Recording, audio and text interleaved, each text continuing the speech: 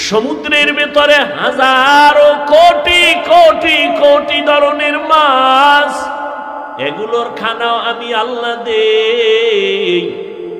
জঙ্গলের প্রাণী আছে হাজার হাজারের খানাও আমি দেই, মানুষের খানাও আমি দেই। তবে মানুষের খানার মতো সুস্বাদু মজাদার পিওর হালাল খানা জমিনে আর কাউকে দেওয়া হয় না। মানুষ ভাত খাবা, চাল কাবারে দিয়ে দিছি যাতে ক্ষতি না হয়। রুটি খাবা, গমটা কাবারে ঢুকায় দিছি যাতে তোমার ক্ষতি না হয়। তুমি তরমুজ খাবা, কাবারে ঢুকায় দিছি। তুমি আপেল খাবা, কাবার করা। আমি আল্লাহ পাক গোশত খাবা, তাও কাবার দিয়ে দিছি, পশমের কাবার। সব খানা কাবার দিলাম। মাছগুলো খাইবা, সেখানেও কাবার লাগায় দিছি। কাবার ফালাইয়া এরপরে প্রসেসিং করে সুন্দর করে রান্না করো। আমি তোমাদের জন্য যে খানা দিলাম, এই সুন্দর খানায় কোনো ভেজাল নাই। যদি কোনো ভেজাল থেকে থাকে, বেঈমান মানুষ ভেজাল ঢুকাইছে, আমি আল্লাহ কোনো খানায় ভেজাল ঢুকাই নাই। নিমখারাম মানুষ। এজন্য আমি এক বয়ানে সেদিন বলেছি, পশুর এত ক্ষতি করে না, মানুষ হইয়া মানুষের যেই পরিমাণ ক্ষতি করে। একটা পশু, একটা কুত্তা তার বাচ্চার ক্ষতি করে না, একটা বিলাই তার জাতি বিলাইয়ের ক্ষতি করে না, একটা শিয়াল তার জাতি ভাই শিয়ালের ক্ষতি করে না, নদীর মধ্যে মাছের ক্ষতি করে না। কিন্তু মানুষ এত বড় নিমখারাম, মানুষ হইয়া মানুষের 24টা ঘন্টাই খালি ক্ষতির কল্পনা। ওরে মারা যায় কেমনে, ওর দোকানের লস কেমনে হবে, ওরে কেমনে সমাজে লজ্জা দেওয়া যায়, কি ঠিক নেই? 24 ঘন্টা খালি আকামেরই চিন্তা ভাবনা নিয়া। ঘুমের মধ্যেও আকামের চিন্তা, ঘুম থেকে উঠাও ক্ষতির চিন্তা। তা কেমন মানুষ হইলা? ক্বালা রাসূলুল্লাহ সাল্লাল্লাহু আলাইহি ওয়া আলিহি ওয়াসাল্লাম, খায়রুন নাস মান ইয়ানফাউন নাস। আল্লাহর নবী বলেন, দুনিয়াতে সবথেকে ভালো মানুষ ওই ব্যক্তি যার দ্বারা অন্যের উপকার হয়, ক্ষতি হয় না। এরে আমার কলিজার যুবক বাবারা, দুনিয়াতে আসার থেকে কি উপকার করেছো? তোমার ব্যবহারে মা কষ্ট পাইয়া বসে আছে। তোমার আচরণ এত খারাপ, চরিত্র এত খারাপ, তোমার আচরণে মাও বেজার, বাবা বেজার, শিক্ষক বেজার, আলেম ওলামা বেজার, মুরব্বীরাও বেজার, বন্ধুরাও বেজার। মনে মনে চাই তুই এখন যদি মইরা যাও সবাই খুশি। মাও বলবে একটা চরিত্রহীন মরে গেছে, আমি বিপদ থেকে বেঁচে গেলাম। মনে মনে বলবে, যদি উপরে কাঁদবে সন্তানের মায়া, কিন্তু মনে মনে খুশি একটা বেয়াদব মরে গেল, কারণ এর চরিত্রর কারণে মানুষের কাছে আমি মা লজ্জা পাই। কি অর্জন করলা জীবনে? যেই বাপসাপ দেখাও মনে হয় বড় বুজুর্গ, অথচ সবার বরদোয়ার চাদরে আটকানো আছে। ভয় লাগে কোন সময় চাকার তলে মাথা ঢুকে যায়, কখন ঘুমের মধ্যে আজরাইল এসে যায়। আল্লাহ হেদায়েতের দৌলত দান করেন। তো মানুষ বড় দামি। এই মানুষ যদি আবার নিজেকে হালাল পন্থায় চালাও তো মর্যাদা বেড়ে যাবে। মর্যাদা বাড়ার মানে কি? মর্যাদা বাড়ার এক ব্যাখ্যা হলো, সমস্ত মাখলুকতের মধ্যে মানুষ দামি, আবার এই মানুষের মধ্যে যারা ঈমানওয়ালা তারা আরো দামি। ঈমানওয়ালারা সবাই দামি এক লেভেলে কয় না, ঈমানওয়ালাদের ভেতরে যারা আমলওয়ালা তারা আরো দামি, আবার আমলওয়ালাদের ভেতরে যারা তাকওয়াওয়ালা তারা আরো দামি। ইন্না আকরামাকুম ইনদাল্লাহি আতকাকুম। আল্লাহ বলেন যার মধ্যে তাকওয়া সে সবথেকে দামি। এই হলো এক লাইনের মর্যাদা। এবার ধরে নেন সবার মধ্যে তাকওয়া, রিয়া নাই, সব লেভেল তাকওয়ার মজবুতি। এদের মধ্যেও কি কম বেশি আছে? কয় হ্যাঁ আছে। কেমন? কয় নিজেরে যখন পুরা বিনয়ী হইয়া আল্লাহর দিকে যত আগাবে তার মর্যাদা বাড়বে। কয় কেমন বাড়বে? বাড়ার মধ্যে কয় এখন তো তোমারে ভালোবাসে কয়জনে তুমি তো না মাপতে পারো। ফেসবুকের ফলোয়ার কতজন? কয় এত শো। কথা হলে এই কয় লোক আমার। এখন তোমাকে 500 লোক ভালো জানে, যদি আল্লাহর জন্য তৈরি হয়ে যাও তোমাকে কোটি মানুষ ভালো জানবে। আরো যদি মজবুত হও তাকওয়ার উপরে, তোমাকে 18 কোটি সবাই ভালো জানবে। এখন তোমাকে মুমিনেরা ভালো জানে, এরপরে আল্লাহ সম্মান বাড়াইলে বেঈমানেরাও ভালো জানবে। যদি আরো মজবুত হও, এখন শুধু মানুষ ভালো জানে, এক পর্যায়ে জঙ্গলের প্রাণীরাও তোমাকে ভালো জানবে, মহব্বত করবে। তোমার কথায় এখন মানুষ উঠে আর বসে, মর্যাদা আল্লাহ বাড়াইলে তোমার কথায় জঙ্গলের বাঘ উঠবে আর বসবে, নদীর মাছ উঠবে আর বসবে। ইতিহাস আছে তো। তুমি অন্ধ, তুমি বধির, তুমি জানো না, তো তোমারে বুঝাবো কেমনে? এক অন্ধ শুকায় যাইতেছে, একজনে কয় গাভীর দুধ খা, শরীর মোটা তাজা হবে। অন্ধ কয় আমি তো দুধ চিনি না, দুধ কেমন? কয় সাদা। কয় সাদা কেমন? কয় একটা প্রাণী আছে বক, বক আছে না, বকের মতো। কয় বকটা কেমন? কয় ধান কাটা কাশির মতো বাঁকা। কাশি কেমন? এবার হাত ধরে দেখাইছে, এই বাঁকা। অন্ধ লোকটা হাত দিয়ে ধরে দেখে এত বড় বাঁকা, এই দুধ আমি না খায় মরতে রাজি, তবে এই দুধ আমি খাবো না। দরকার নাই ভাই, আমারে দরকার নাই। তুমি অন্ধ, তুমি বধির, তোমাকে বুঝাবো কিভাবে যে এটাই শান্তির পথ? যদি বুঝদা, এই যে এখানে আমরা সবাই বসছি, আমি টুপিওয়ালা হই আর যাই হই, আমাকে পরিচয় তো আসল, আমরা মুসলমান। আপনার আমার আল্লাহ দুইজন না এক? আপনার আমার নবী, আপনার কোরআন আমার কোরআন, আপনার কাবা আমার কাবা, আপনাদের ধর্ম আমার ধর্ম, আপনাদের কালেমা আমার কালেমা। দুনিয়াতে আসছি সিস্টেম এক, বিদায় বেলা কাফনের সংখ্যা 3টা, তাও এক, মহিলাদের 5টা এক, কালার হবে আলাদা। কি হবে? কি কালার? কালার নিয়েও কিলেখিলি চলে, চলে না? কে সাদা, কে কালো, কে সবুজ, এ নিয়েও কিলেখিলি। কাফনের কালারও এক, কবরের সাইজও এক, কবরের মধ্যে প্রশ্ন 3টা, তাও এক। কে ধনী, কে গরিব, কে আলেম, কে আলেম না, সবার বেলায় প্রশ্ন এক, কাফন এক, কালার এক, কবরের সাইজ এক, আল্লাহ এক, নবী এক, কোরআন এক, কাবা এক, ধর্ম এক, কালেমা এক। কি তাহলে আপনাদের বয়ান করব কেন? বয়ান তো করবো হিন্দুদেরকে, যারা আল্লাহ চিনে না, কোরআন চিনে না, ইসলাম বুঝে না। বয়ান তো খ্রিস্টানদের করব, আপনাদের কেন বয়ান করব? আপনারা তো কোরআন বুঝেন, ইসলাম বুঝেন, আল্লাহ চিনেন, নবী চিনেন, কারণ কি? অথচ ওদেরকে বয়ান করার টাইম কই? 12 মাস আপনাদের পেছনে ঘুরতে ঘুরতে ঘুরতে ঘুরতে অল্প বয়সে অসুস্থ। শুধু কি আমি একা?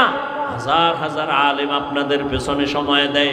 তাবলীগওয়ালাদের মেহনত, পীর মাশায়েখের মেহনত, বক্তাদের মেহনত, জুমার খতিব ইমামদের মেহনত, হাজারো আলেমের মেহনত, এরপরও ফলাফল জিরো। সে আগের সুদখোর এখনো সুদ খায়, আগের ঘুষখোর এখনো ঘুষ খায়। করোনার মতো গজব দিয়েও বাঙালির ঘাড় সোজা করতে পারে নাই, এখনো তেরা, এখনো আলেমের গালি দেয়। এরকম বেয়াদব নাই? বড় দুঃখ। বয়ান করব বিধর্মী কি? আপনাকে কেন বয়ান? অথচ আপনাকে এত বয়ানের পরেও বুঝলাম না কি হলো। আমি মুসলমান, টুপি খুলতে চাই না, আর আপনি কেমন ভিআইপি মুসলমান যে টুপি দিতেই চান না। আমি দাড়ি কাটলে লজ্জা পাই, আপনি কেমন ভিআইপি মুসলমান যে দাড়ি রাখতে লজ্জা পান। আমি নামাজ না পড়লে লজ্জা পাই, আর আপনি কেমন মুসলমান যে নামাজ পড়তে গেলে লজ্জা পান। আপনি কেমন মুসলমান বুঝি না। আপনারা ভুলে আছেন না আমরা ভুলে আছি? ও আমার যুবক বাবারা, যদি বলো হাফিজ ভাই তোমরা ভুলে আছো আমরা ঠিক, তাহলে কোরআন হাদিস থেকে দলিল দেখায়া দাও বাস্তবে। আমি এখন দাড়ি কেটে ফেলবো, নামাজ বাদ দিয়ে তোমার লাইনে প্যান্ট শার্ট টাই লাগায় নাচ গান শুরু করবো। আর যদি বলো না না আপনারা উলামায়ে কেরাম সঠিক লাইনে আছেন, আমরা শয়তানের ধোকায় পড়ে ভুলে আছি। তাহলে আমি বিনয়ের সাথে বলবো, পা দুটো আগায় দাও। আমি পায়ে হাত রেখে বলবো, আর দাড়ি কেটে আমার নবীরে কষ্ট দিও না, নামাজ সারি আমার আল্লাহকে কষ্ট দিও না রে বাবা। আমি যে তোমাদের সামনে কথা বলতেছি, ও আমার কলিজার যুবক, একবারও কিন্তু বলি নাই হুজুর হও, আমার মতো পাঁচকল্লি লাগাও। আমি কওমি মাদ্রাসার সন্তান, তুমিও কওমি মাদ্রাসায় যাও। আমি তাবলিগের লাইনের সন্তান, তুমি তাবলিগে যাও। আমি পীরের মুরিদ, তুমিও পীরের কাছে যাও। না হয় জাহান্নামে যাইবা। একবারও বলি নাই, বলবো না, ভয় নাই। তবে আমি কি বলবো শুনো। আল্লাহর আদালতে দাঁড়াইয়া হিসাব দেওয়ার ভয় অন্তরে জমা করে নিজেকে আদর্শওয়ালা বানাও। স্কুলে পড়ো, কলেজে পড়ো, চাকরি করো, ব্যবসা করো, কোনো বাধা নাই। ডাক্তার হও, ইঞ্জিনিয়ার হও, প্রফেসর হও, সাংবাদিক হও, উকিল হও, ওসি ডিসিএসপি হও, এমপি মন্ত্রী হও। তবে আমার জীবনের বড় দাবি যুবক বাবাদের কাছে, জীবনে বেয়াদব হইবা না। ডাক্তার হও, বেয়াদব হইও না। ইঞ্জিনিয়ার হও, বেয়াদব হইও না। বলতে পারো হাফিজ ভাই বেয়াদব হব না, তার ব্যাখ্যা কি? বলে 3 জায়গায় বেয়াদবি করবা না।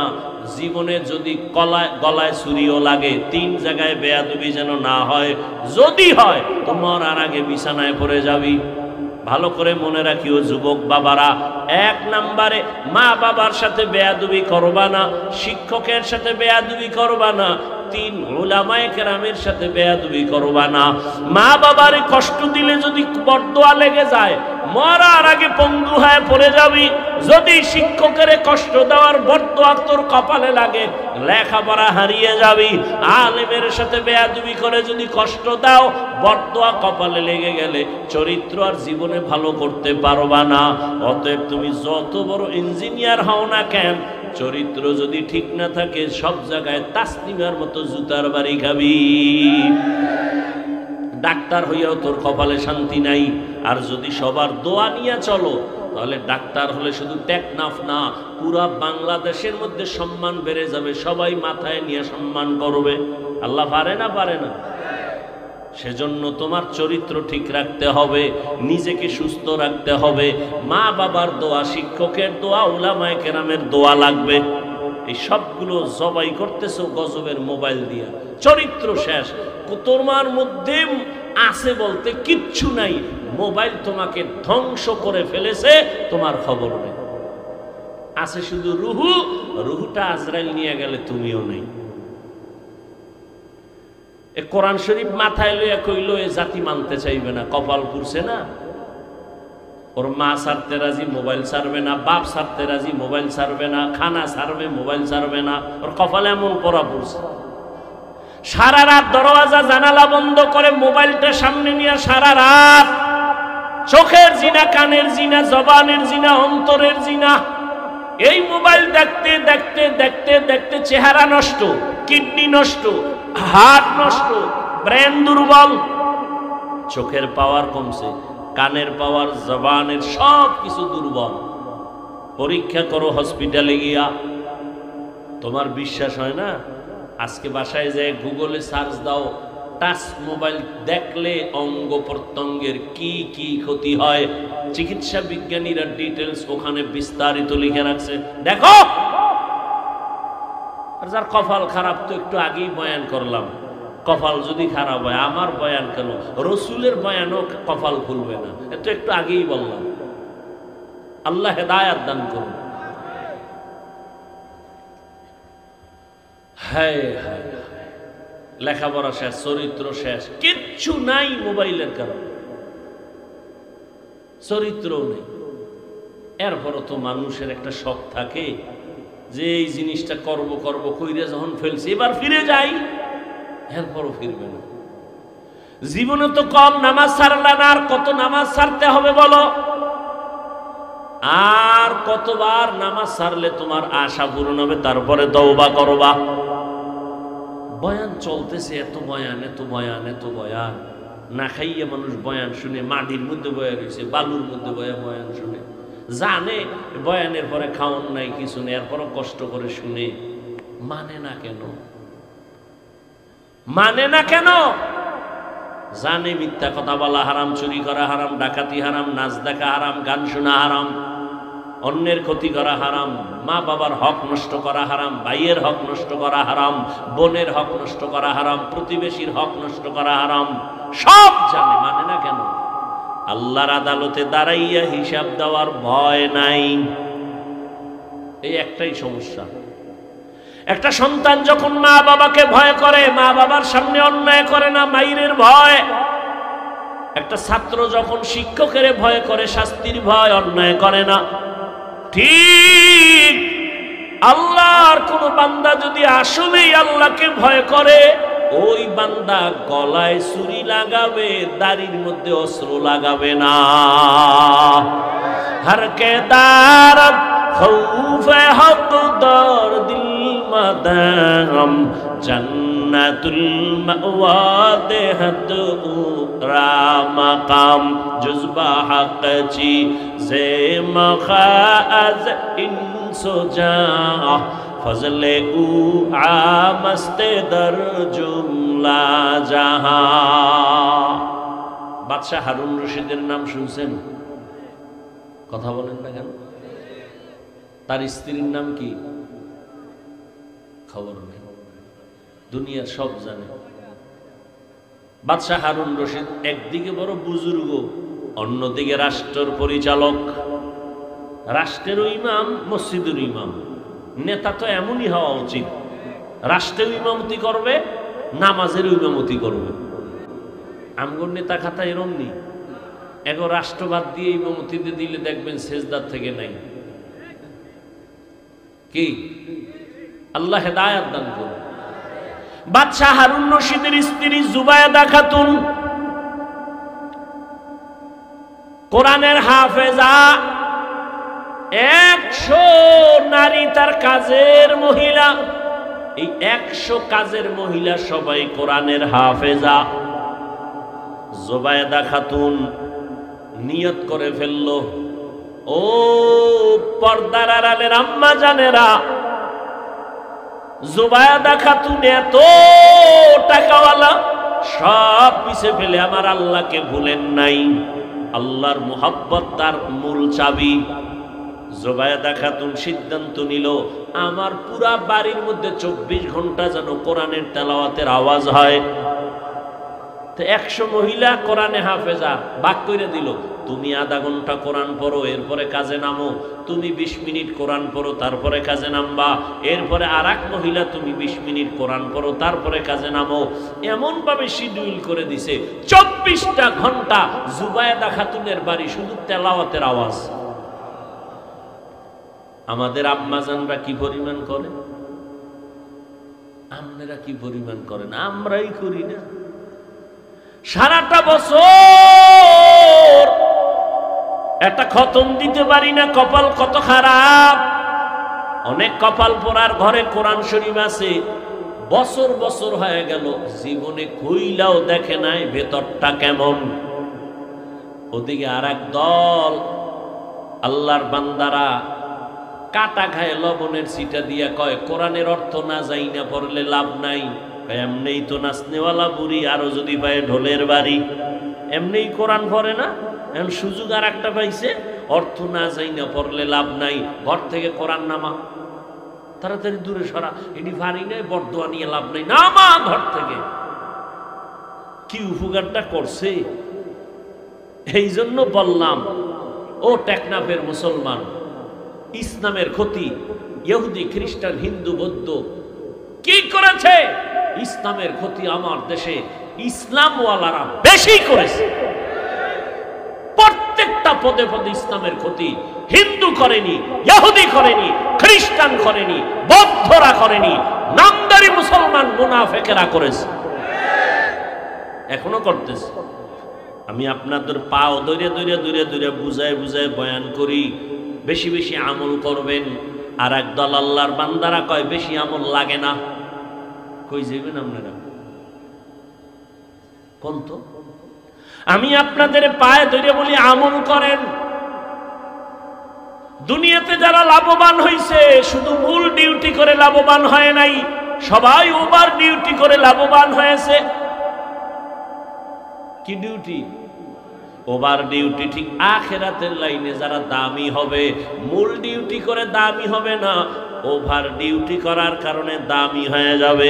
5 বেলার নামাজ পড়া মূল ডিউটি ফরজ, ইশরাক আওয়াবিন চাষ তাহাজ্জুদের নামাজ ওভার ডিউটি নফল।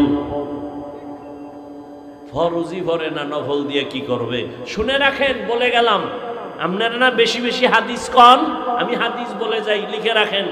কিয়ামতের ময়দানে ফরজ আমলের ত্রুটি পূরণ হবে নফলের আমল দিয়া। আপনি নফলই নাই তো কেমনে পূরণ করবেন ফরজের ঘাটতি? কোন ধান্দায় পড়ে আছেন আল্লাহই ভালো জানেন। রাসূলের স্পষ্ট হাদিস, দুনিয়াতে ফরজ আমল যা করি ত্রুটি যুক্ত, এগুলোর ঘাটতি পূরণ করতে লাগবে নফল আমল। নফলের খবর নাই। আল্লাহ হেদায়েত দান করুন। আপনি বলেন আমল লাগে না, আর আমি চ্যালেঞ্জ দিয়ে বয়ান করি সারা দেশে, আল্লাহ মানুষ বানাইছে নই আমল করার জন্য। আর আপনি কানে হেডফোন লাগায়া বয়ান শুনেন, হেডফোন লাগায়া লেকচার শুনেন, আমল লাগে না। আর আমি পাও ধরে সারা দেশে বয়ান করি, আল্লাহ মানুষ বানাইছেনি আমলের পরীক্ষার জন্য। শুনেন আয়াত, আল্লাযী খালাকাল মাউতা ওয়াল হায়াতা লিয়াবলুয়াকুম আইয়ুকুম আহসানু আমালা। আল্লাহ মানুষ বানাবার একমাত্র কারণ আল্লাহ পাক পরীক্ষা করে যাচাই করে দেখবে কারা উত্তম আমল করে। ফরজ আমলের ত্রুটিগুলো মুক্ত হবে নফল আমলের দ্বারা। রহমতের নবী আমার সারা রাত, আজকেও গাড়িতে বৈশা বৈশা রাসূলের হাদিস দেখলাম, তাহাজ্জুদের ফজিলতের হাদিস দেখলাম। রহমতের নবীর ফরজ নামাজের থেকে সব থেকে লাগাতার একটা আমল ছিল তাহাজ্জুদের আমল। এটা দেখতে দেখতে পাইলাম, যদি নবী কোনো অসুস্থতার কারণে রাত্রে তাহাজ্জুদ পড়তে পারতেন না, জোহরের নামাজের আগে তাহাজ্জুদ পড়ে ফেলতেন, তাহাজ্জুদের কাজা করে ফেলতেন। আর আপনার কে ধান্দায় ফালায় খায় আমল লাগে না? আল্লাহ হেদায়েত দান করুন। এত ফিতনা ধর্ম নিয়া, ইসলাম নিয়া এই বাংলাদেশে যা ভাষা নাই বলা। নিজের কপালও পুড়ছে, অন্যের কপাল পরাবার ফিকিরে নামছে। বাদশা হারুন রশিদ তিনি একদিন রাস্তার রাজপ্রাসাদে অনেক বড় বড় আলেমরে দাওয়াত দিলেন। বলবো ওলামায়ে কেরামের কাফেলা চলে আসলেন হারুন রশিদের রাজপ্রাসাদে, সুন্দর মেহমানের আপ্যায়নের ব্যবস্থা করলেন। ওলামায়ে কেরাম আপ্যায়িত হলেন, সব খাইয়ে লইয়া রাজপ্রাসাদে বসছেন। বাদশাহ হারুন রশিদ শুধু রাষ্ট্রের নেতা না, আল্লাহর প্রিয় একজন বুজুর্গ বান্দা। তো আলেম বুঝি গায়ে, এই হুজুরেরা কেমন খাইলেন? আলহামদুলিল্লাহ। মেহমানদারি ঠিকঠাক হয়েছে? বলে আলহামদুলিল্লাহ। তো আপনাদের ডাকছি, জিগাইবেন না কেন ডাকছি? জি বাদশাহ মহারাজ কেন ডাকছেন? কয় বেশি আমার একটা জিনিস জানার জন্য ডাকছি। কি? আমাকে আপনারা সমস্ত আলেমরা বলবেন, আজকে আমাকে ফতোয়া দিয়া যাবেন। আমি বাদশাহ হারুন রশিদ, আপনারা চিনেন তো? কাহা চিনি। আমাকে বলেন আমি জান্নাতি নাকি আমি জাহান্নামী, বাস এটার ফতোয়া দিয়া যাবেন, আর কিছু না। সব উলামায়ে কেরামে এক আওয়াজ দিলেন, কে জান্নাতি কে জাহান্নামী দুনিয়ার কোন আলেমের বলার ক্ষমতা নাই। হ্যাঁ, এতটুকু বলা যাবে, আপনি ভালো কাজ করেন তো জান্নাতের পথে আছেন, জান্নাতি বলা যাবে না। আপনি অন্যায় করেন বলা যাবে জাহান্নামের পথে আছেন, কিন্তু জাহান্নামী বলা যাবে না। বাদশাহ হারুন রশিদ মজাক করে, কথা আপনাকে খাওয়াই হইল কি? যেই পরিমাণ খাওয়াইলাম একটা লাইন তো কইরে দিবেন। জান্নাতীও বলতে পারবেন না, জাহান্নামীও বলতে পারবেন না, তা আমি আপনাকে খাওয়াইয়া লাভ হইল কি? দুঃখ, সমাধান পেলাম না, বিদায় দিবেন ভাব। ঠিক এমন সময় উলামায়ে কেরামের মজলিসে একেবারে পেছন থেকে 9 বছরের একটা বালক দাঁড়ায় গেল। বালক দাঁড়ায় বলে, বাদশা, বেয়াদবি যদি ক্ষমা করে দেন আপনার প্রশ্নের জবাবটা আমি দিব। যেই তাহলে বিড়ি টানো, সুবহানাল্লাহ, আইবে কেমন? চেহারাটার দিকে তাকাইলে তো বোঝা যায়। একজনে তেঁতুল খায়, কয় এটা কেমন লাগে, কয় ঠোঁটের মিসকলে, বুঝো না? বিড়ি টানতে টানতে এই যে আগুন লাগছে থতমায়, আর জাহান্নাম পর্যন্ত ধাক্কা দিয়ে নিবে, এর আগে থামবে না এই বিড়ি করেরা। এই বিড়ি টানলে শরীরের কোনো লাভ আছে কিনা? আল্লাহর কসম, যদি একটা লাভ দেখাইতে পারো, আমি হাফিজুর রহমান, আল্লাহর কসম আমি বিড়ি টানবো। একটা লাভের কথা কত? তে আকামটা কেন করো? পায়খানা ক্লিয়ার হওয়ার জন্য ক? এতেও তো একটা লাভ আছে, ক যাহা বিড়ি টানলে পায়খানা ক্লিয়ার হয়, তা আমি বিড়ি টানবো, আল্লাহর কসম আমি টানবো।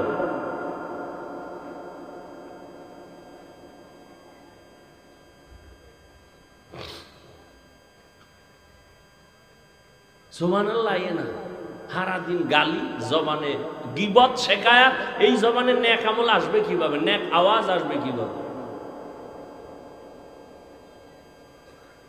9 বছরের বালক দাঁড়ায় বলে, বাদশা, যদি অনুমতি দেন আমি আপনার প্রশ্নের জবাব দিব। বাদশা হারুন রশিদ খুশি হয়ে কয়, দেও। দেও কইলে হইব না, সিস্টেম অনুযায়ী সামনে নিয়ে আসেন। উজিরে আজম তাড়াতাড়ি বাচ্চাটাকে সামনে আনো। 9 বছরের বালক দাঁড়ায় কয়, বাদশা প্রশ্নটা আবার করেন। প্রশ্ন হলো, আমি হারুন রশিদ জান্নাতি না জাহান্নামী? বাচ্চা 9 বছরের বালক কয়, জবাব দেওয়ার আগে আমার কথা আছে। বলো কি? কয়, যে প্রশ্ন করে সে বড় না যে জবাব দেয় সে বড়? বাদশা হারুন রশিদ কয়, জবাব দেনেওয়ালা তো খানিকটা বড়। বেয়াদবি মাফ কইরা আমারে সিংহাসনে বসায় আপনি নিচে আসেন।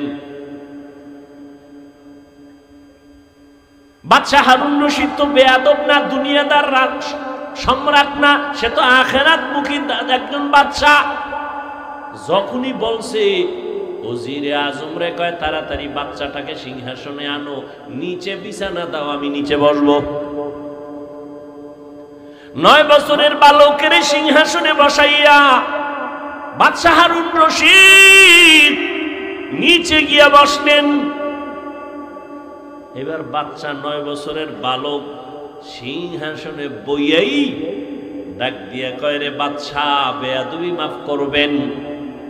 প্রথম আমি আপনাকে বলবো, কোরআনের ইলম থাকলে তো সম্মান এমনই হয়। বুঝেননি কিছু? 9 বছরের বালক প্রথম ইনজেকশন দিয়ে দিল। কোরআনের ইলম থাকলে তো সম্মান এমনই হয়। এত বড় নামি দামি বাদশা নিচে বসিয়া 9 বছরের বালকের সিংহাসনে বসাইছে। চেহারায় বসে নাই, আল্লাহর দেওয়া ইলমের বরকতে এখানে বসা হয়েছে। ইলমেরা এজাজু করদান বেহিসাব, খলকেরা দাদান জওয়াবে বাসওয়াব, হক না দারত দোস্তে খলকাজারেরা, নিস্তে ই খসলত একে দিনদারেরা। সম্মান কে দেয়? আল্লাহর দেওয়া সম্মান কত দামি জানো? চেয়ারম্যানের চেয়ারের মেয়াদ শেষ, এমপির মেয়াদ শেষ, মন্ত্রীর মেয়াদ শেষ, কিন্তু কোরআনওয়ালাদের চেয়ারের কোনো মেয়াদই নাই। আমাকে মেয়াদ কত? 5 বছর, 20 বছর, মেয়াদই নেই। আর শেষ কিসের? টাকা দিয়া সম্মান যদি কিনো, প্রথমে ফুলের মালা, ফাইনালে জুতার মালা। আর আমার আল্লাহ যদি সম্মান দেয়, দুনিয়ায় বাদশাহ, পরকালেও বাদশাহ। यहाँ हम सब मुसाफिर दिल ना लगा,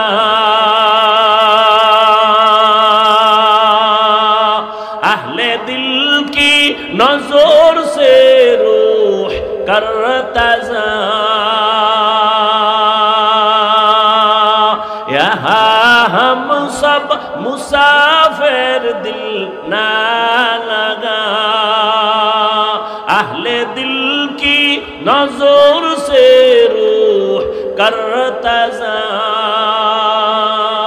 शाह दौलत सब फकीर गर नेक ने है, शाह दौलत सब फकीर गर नेक ने है, जिंदगी में बंदगी तू कर नहीं, जिंदगी में बंदगी तू कर नहीं,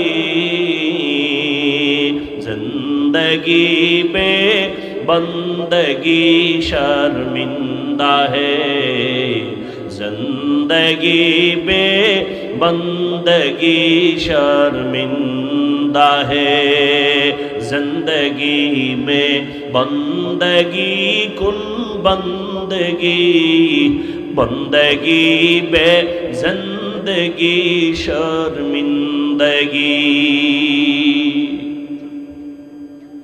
এরে আমার কলিজার যুবক বাবারা, ও বৃদ্ধ বাবাজি, ও পর্দার আড়ালের মা বোনেরা, 9 বছরের বালক সিংহাসনে বসিয়াই ভাষণ দিয়া দিল, এলেমের সম্মান তো এমনই হয়। আল্লাহ এলেমের কারণে আল্লাহ সম্মান দিছে। আমার চেহারা টেকনাফের চেয়ারে বসায় নাই। যত সম্মান আমার আল্লাহর দেওয়া, আর কারো দেওয়া না। সম্মান দিছে কে? আল্লাহ সম্মান দিছেন।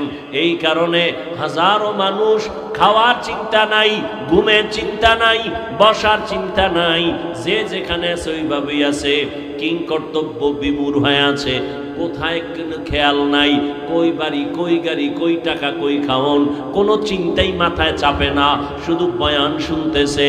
এটা বাবার দেওয়া না, আমার আল্লাহ তাআলার দেওয়া।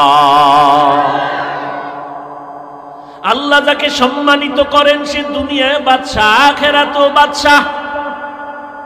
এরে নবীর আশিক, ওই 9 বছরের বালক এবার ডাক দিয়া কয়, বাদশাহ আপনি প্রশ্নটা আবার করেন।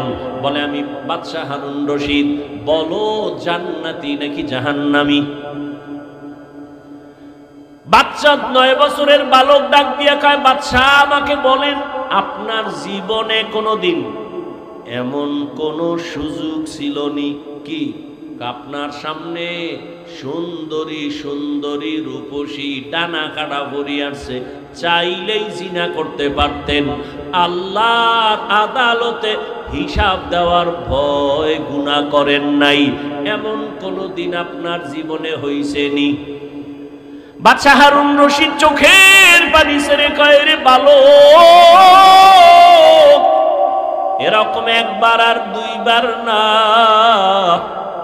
আমার সামনে বহু সুন্দরী মেয়ে দাঁড়ায় গেছে, আমি চাইলেই জিনা করতে পারতাম, কিন্তু আল্লাহর আযাবের ভয়, আল্লাহর আদালতে দাঁড়াইয়া হিসাব দেওয়ার ভয়, আমি চোখ দিয়া তাকাই নাই, আল্লাহর ভয় আমি স্পর্শ করি নাই, চোখের গুনাহ, হাতের জিনা করি নাই, চোখের জিনা করি নাই। এরকম একবার না, বহুবার আমার জীবনে আসছে। আমি আল্লাহর ভয়ে গুনাহ থেকে নিজেরে আটকায় রাখছি। ও আমার কলিজার যুবক, দুইটা পায়ে হাত রাইখা বলি, রে বাবা, জীবনে তো রাতের বেলা মোবাইলে জিনা কম করলা না, আর কত রাত জিনা করলে তোমার আশা পূরণ হবে, তারপরে তওবা করবা। ও আমার কলিজার যুবক বাবারা, মনে চাইছে পার্কে পার্কে দৌড়াবা, দৌড়াইছো, এখন কি তওবা করবা না? জীবনে কত মেয়ের জীবনের উপরে হামলা করেছো, আরো কত জীবন তুমি ওই পথে চলার পরে আশা পূরণ হবে, তারপরে তুমি তওবা করবা। এখনো দুটো পায়ে হাত রেখে বলি, ফিরিয়া যাও। ভয় লাগে কোন দিন জানো 2004-এর মতো ইন্দোনেশিয়ার সুনামি শুরু হয়ে যায়, কক্সেস বাজারের সাগর কোন সময় যেন গরম হয়ে যায়। ওরে ইন্দোনেশিয়ায় এই পরিমাণ গুনাহ চলতেছিল সমুদ্রের পারে। 2004-এর ইতিহাস পড়ো, ওই সব বাড়ি গাড়ি ধ্বংস হয়ে গেল। এখনো তাকাইয়া দেখ, ওই আমেরিকার বলিউড আর হলিউডের গোষ্ঠী যেখানে থাকে, এই আগুন নিভছে, এই ফেসবুকের গোলামেরা নিভছে। আল্লাহ দেখাইতেছে যে আমেরিকার আঙ্গুলের ইশারায় গোটা দুনিয়া চলে। আজকে আল্লাহ পাক ওদের মাথার উপরে আগুন লাগায় দিছে, ওর 14 গোষ্ঠীর ক্ষমতা নাই ওই আগুনকে নিয়ন্ত্রণ করবে। ও আল্লাহর বান্দারা, আমার তো ভয় লাগে, আল্লাহর কসম করে বলি, আমি দিল থেকে বলি, কক্সেস বাজারে যখনই ঢুকি আমার ভয়। আল্লাহ যদি একটু ইশারা দিয়ে দেয় এই সমুদ্র গরম হয়ে যা, ঘুমের মধ্যে দেখবি কক্সবাজার জেলা সুদ্ধা সাগরের তলে চলে যাবে। শরীয়তপুরের নড়িয়া থানার মানুষ ঘুমায় রইছে, ওই নদী আইসা বাড়ি সুদ্ধা পানির তলে, মানুষ ছিল ঘুমের ভেতরে, সব চলে গেল, গ্রামকে গ্রাম পানির নিচে চলে গেল। ও যুবক, ও বৃদ্ধ বাবাজি, ও পর্দার আড়ালের মা, একটা ঘরের মধ্যে 4টা-5টা রুম, এক রুমে ছেলে ঘুমায়, আর এক রুমে মাইয়া ঘুমায়, আর এক রুমে বাপ মা ঘুমায়। প্রত্যেকটা রুমে রুমে মোবাইলের জেনা চলে, মাইয়াও মোবাইল দিয়া জেনা, সারা রাত কবিরা গুনাহ দেখে, ছেলেটাও তার রুমের মধ্যে কবিরা গুনাহ দেখে মোবাইল দিয়া, ওদিকে তার মা বাবাও মোবাইল চালায়। মনে হয় যেন এত গুনাহ চলতেছে ঘরে ঘরে, ঘুমের মধ্যে ঠাডা পড়বে, ঘুম থেকে উঠা দেখবে তার চেহারাটা বানর হয়ে গেছে। এই গজব কেন আসে না? মুহাম্মদের উম্মত হওয়ার কারণে আসে না। চিনলি না রে বাবা সেই রহমতের নবী আমার? বাচ্চা হারুন রশিদ কাঁদে আর কয়, ভালো আমি চাইলেই জিনা করতে পারতাম, কিন্তু আমি আল্লাহর আযাবের ভয়, একবার আর দুইবার না বহুবার আমি এই সুযোগ পাইয়াও গুনাহ করি নাই। 9 বছরের বালক ডাক দিয়া কয়, আমি চ্যালেঞ্জ দিয়া গেলাম, আপনি বিনা হিসাবে জান্নাতি। ওলামায়ে কেরাম সব দাঁড়ায় গেল, এই বালক, আমরা সব আলেম ওলামারা এই সিদ্ধান্ত দিতে পারি নাই কে জান্নাতি কে জাহান্নামী। 9 বছরের বালক তুমি কেমনে বলেছো বাদশা হারুন রশিদ জান্নাতি? 9 বছরের বালক ডাক দিয়া কয়, থামো, আমি দলিল দিব, কোরআন শরীফ থেকে নাও, কোরআনের দলিল নাও। আল্লাহ কোরআনে ওয়াদা করেছেন, ওয়া আম্মা মান খাফা মাকামা রাব্বিহি ওয়া নাহান নাফসা আনিল হাওয়া ফাইন্নাল জান্নাতা হিয়াল মাওয়া। যারা আল্লাহর আদালতে হিসাবের ভয়ে গুনাহ থেকে নিজেকে বাঁচাইয়া রাখবে, আল্লাহ ওয়াদা করেন নিশ্চয়ই আমি তাকে জান্নাত দিব বিনা হিসাবে। আলেমরা চুপ হয়ে গেল, এবার খুঁজলো যে এই 9 বছরের বালক এই যে কথা বলছে, এখন তার কথায় মনে হয় আমরা এতগুলো আলেম তার সামনে দুর্বল, এই বাচ্চাটা মনে হয় সবল, সাধারণ কোনো বালক না। ইতিহাস নাও ছেলেটাকে, খুঁজতে খুঁজতে খুঁজতে খুঁজতে ঠিকানা নিয়ে দেখে এটা সাধারণ কোনো বালক না, ভবিষ্যৎ জমানার ইমাম হবে ইমাম শাফিঈ রাহমাতুল্লাহি আলাইহি।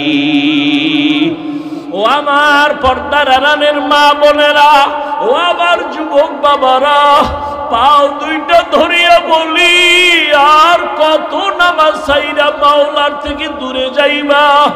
কোন দিন মরণ হবে জানা নাই। ইদানিং কালে যত লাশ দেখি সব যুবক আর সুস্থ মানুষ। গাড়ির নিচে যুবকের লাশ, পানির নিচে যুবকের লাশ, করোনার ভেতরে যুবকের লাশ, ছাত্র জনতার আন্দোলনে যুবকের লাশ, ঘুমের বিছানায় লাশ পড়ে আছে যুবকের। কয়দিন আর বাহাদুরি করবা? আমি আবারও বলছি, তুমি মাদ্রাসায় যাও আমি বলি নাই, পাঁচকল্লি লাগাও বলি নাই, তাবলিগে যাও বলি নাই, কওমি মাদ্রাসায় যাও বলি নাই। আমি বলছি তুমি স্কুলে পড়ো, আলহামদুলিল্লাহ দোয়া করে গেলাম। তুমি কলেজে পড়ো, পড়ো, চাকরি করো, ব্যবসা করো, তুমি ইঞ্জিনিয়ার হও, ব্যবসায়ী হও, চাকরিজীবী হও, ডাক্তার হও, দাবি আমার একটা, বেয়াদব হইবা না। মা বাবারে কষ্ট দিয়া বরদোয়া নিও না, কপাল পড়ে যাবে। শিক্ষকের সাথে বেয়াদবি করে কষ্ট দিয়া বরদোয়া নিও না, জীবন নষ্ট হয়ে যাবে। বহু শিক্ষিত ছেলেদের দেখি রাস্তায় ল্যাংটা ঘুরে পাগল হইয়া ইংলিশে কথা কয়, আরবিতে কথা কয়।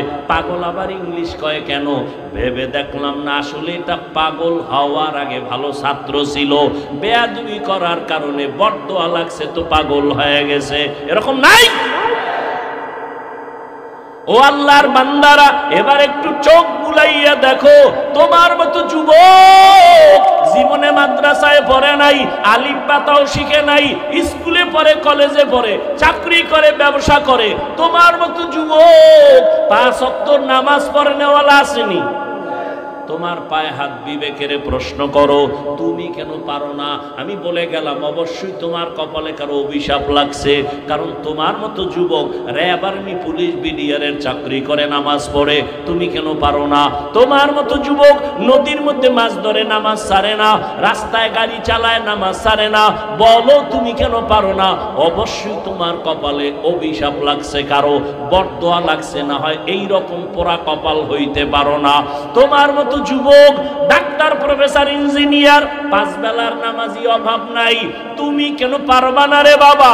ও পর্দার আড়ালের আম্মা জানেরা, আপনাদের কারণেই তো সন্তান ভালো হওয়ার আশা করা যায়, কারণ গাছ ভালো হলে ফল ভালো হবে, মা বাবার আদর্শ ভালো হলে সন্তান ভালো হবে। এই দুনিয়ায় যত ভালো সন্তান আছে মায়ের অবদানের কারণে। এরে আম্মা জান, এ কারণেই তো আপনাদের সম্মান। আপনারা নবীদের মায়ের মতো মা, সাহাবায়ে কেরামদের মায়ের মতো মা, আপনারা খাদিজা রাদিয়াল্লাহু আনহার মতো নারী, ফাতিমা রাদিয়াল্লাহু আনহার মতো দামি নারী, আয়েশা রাদিয়াল্লাহু আনহার মতো দামি নারী। এরে আম্মা জান, আপনার মতো কত মা বোনেরা এখনো আছে বেপরদায় চলে না, কখনো তারা নামাজ ছাড়ে না, কখনো স্বামীর মাল নষ্ট করে না, মোবাইলে সময় নষ্ট করে না। আপনারা কেন পারবেন না? এখনো সময় আছে, তওবা করেন, আর বেপরদায় চলবেন না, নামাজ ছাড়বেন না, স্বামীর মাল খেয়ানত করবেন না, মোবাইলে সময় নষ্ট করবেন না। সন্তানটাকে আদর্শ ডাক্তার বানাবেন, আদওয়ালা ইঞ্জিনিয়ার বানাবেন, আদওয়ালা প্রফেসর বানায় যাবেন, আপনার জীবনটাও ধন্য হয়ে যাবে। এখনো সময় আছে তওবা করার। ও আমার বাবাজিরা, যুবক বাবারা, এখনো সময় আছে, তওবা করো। মনে মনে আল্লাহকে বলো, হে আল্লাহ, জীবনে তো কম দাড়ি কাটি নাই, নামাজ কম সারি নাই, বেপরদায় কম চলি নাই, মানুষের ক্ষতি কম করি নাই, আজকে থেকে তওবা করলাম। মরিয়া গেলে যাব, আর নামাজ ছাড়বো না, দাড়ি কাটবো না, বেপরদায় চলবো না, মা বাবার সাথে বেয়াদবি করবো না, শিক্ষকের দোয়া নিয়া, উলামায়ে কেরামের পরামর্শ নিয়া, নবীজির আদর্শ মেনে জীবন চালাবো। তওবা করার মতো যদি নিয়ত হয়, মুনাফিকি যদি না থাকে, খাঁটি তওবার নিয়ত যাদের আছে, দুটো হাত আমার আল্লাহকে দেখায় দাও। আয় আল্লাহ, হাতগুলো কবুল করে নেন, তওবা কবুল করে নেন, তওবার উপরে মজবুত হইয়া চলার মতো তৌফিক দান করেন, আমিন।